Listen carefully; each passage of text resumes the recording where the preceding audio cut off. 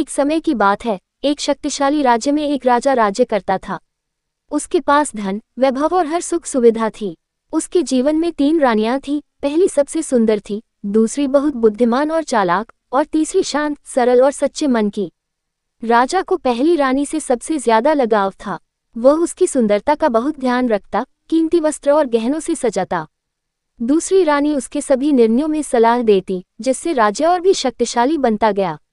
परंतु तीसरी रानी, जो न राजा से अधिक मांगे रखती, नहीं दिखावे की परवाह करती, वह हमेशा राजा की सेवा और भलाई में लगी रहती, चुपचाप। समय बीता और एक दिन राजा गंभीर रूप से बीमार हो गया। वैद्य ने कहा कि अब राजा के पास बहुत कम समय है। राजा ने पहली रानी से पूछा, क्या तुम मेरे साथ मृत्यु के बाद चलोगी? पहली रानी ने कहा, नहीं, ये कैसे हो सकता है? मैं तुम्हारे साथ मर जाऊं। बिल्कुल नहीं। राजा बहुत दुखी हुआ। फिर उसने दूसरी रानी से पूछा, क्या तुम मेरे साथ चलोगी? दूसरी रानी बोली, मैं तुम्हारे दाह संस्कार तक जाऊंगी, लेकिन फिर वापस लौट आऊंगी।